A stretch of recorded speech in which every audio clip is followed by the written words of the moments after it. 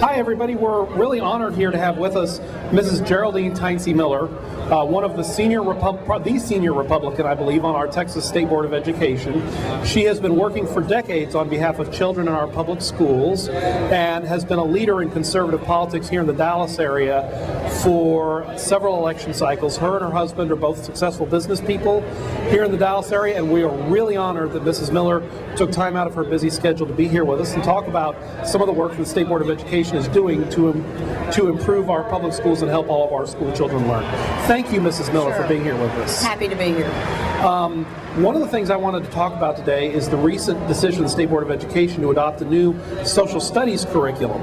As we all know, the State Board of Education is charged with setting our curriculum, and about every decade or so, the curriculum is reviewed so we can make sure we're doing the best we can by our public school children.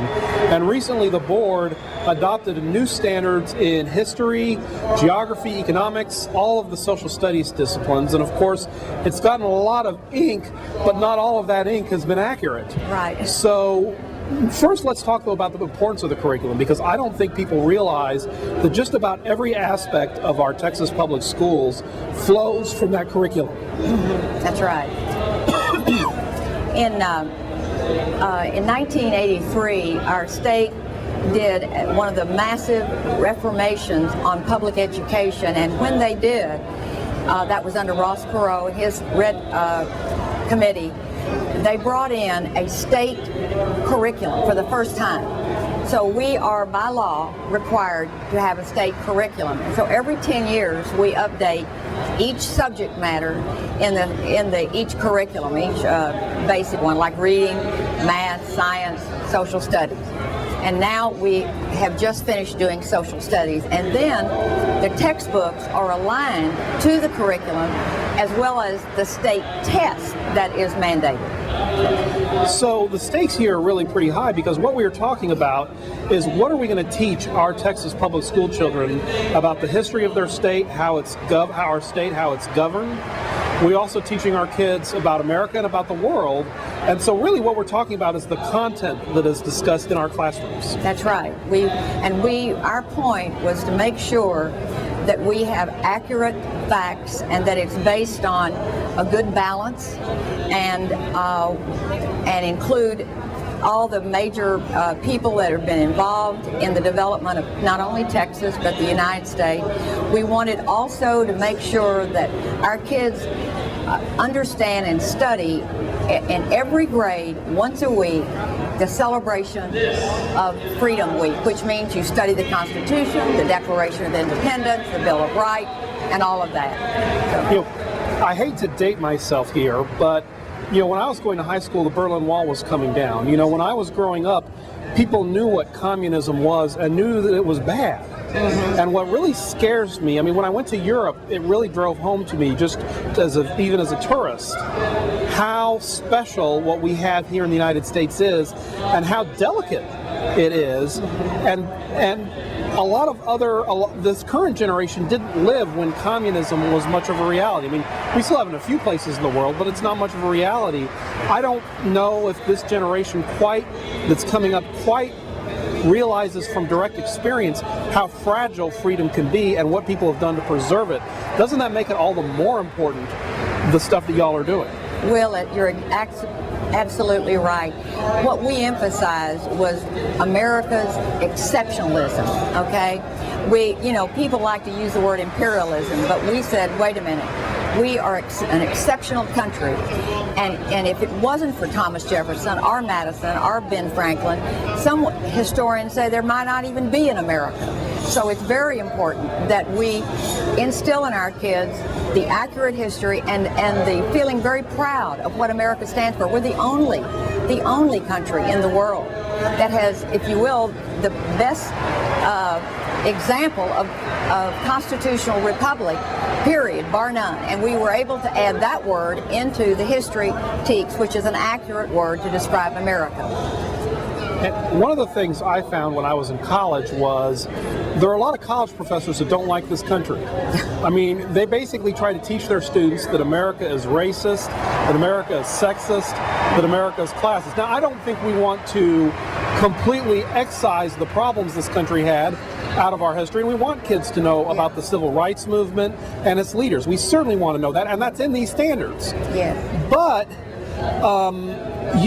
you know, in the State Board of Education, you had a challenge because all these college professors came to the State Board of Education and basically said, we want you to teach kids about institutional racism. Yeah. And we want you to teach kids, basically, what some of these college professors wanted is for y'all to teach kids all the bad things and all the problems and none of the good things. Right.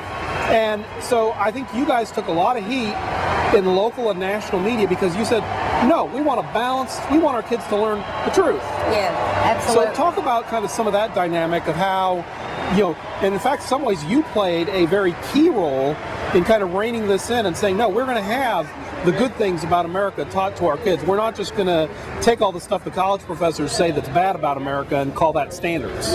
Absolutely, and that was the big argument, and we were saying the wonderful thing about our country, our freedom, is the fact that yes, when problems develop, like the Civil War, okay, and like the civil rights issue and all that, we were able to work through it. Why were we able to work through it? Because we're a free country, and liberty and freedom is so important, and that is what we wanted to emphasize in the book, the exceptionalism of America, and talk about also the positive things about the conservative movement, you know, and bring it up and put it in the books for the first time.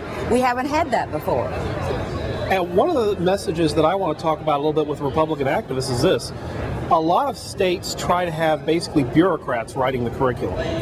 One of the things we have in Texas that is becoming more and more unique, that I think is special in Texas, is we have an elected board that while we listen to the educators, you represent the people of this state. And there are a lot of people in the legislature and a lot of special interest groups that don't like that. And I sometimes wonder if the average voter knows how unique we are in giving such an important role to people who are elected, and that they need to work with their legislators to preserve that. Well, good point. As I go out and campaign, or have, I discover how little our constituents know what we actually do on the State Board of Education. And because we're an elected body and not appointed, we encourage the public to come, and we had 5 public hearings on the social studies issue over the last two years. The forum that we have encourages the people to get involved, the parents to get involved, the kids to get involved, the teachers to get involved. And it's the most comprehensive, one of the very best, thorough way to actually vet, if you will, the curriculum as well as the textbooks, and end up with the very best. And I believe that's what we've got. And one of the other things people I don't think realize about the State Board of Education is their input really does matter, because I've been to those hearings, I've heard the parents, and a lot of times someone will bring a good idea to you all and you'll say, you know, that's a great idea. Mm-hmm. And I will see it reflected in the rules you all pass or what goes into the curriculum. Right. I mean, it's one of the few places in our education system where average parents can come in and say, hey, I'm concerned about what's going on in the schools, and they actually get listened to and treated respectfully. Yes, absolutely. You know, I've been over to the legislature for their hearings, and there's a different attitude over there. And when a parent comes or a citizen comes to make a plea or add, you know, I have seen them literally get up and walk out the room. But in our venue, we don't do that. We listen to everybody, and we balance it, and we discuss, argue, and so forth, and we come up, I think, with the best result or the best policy.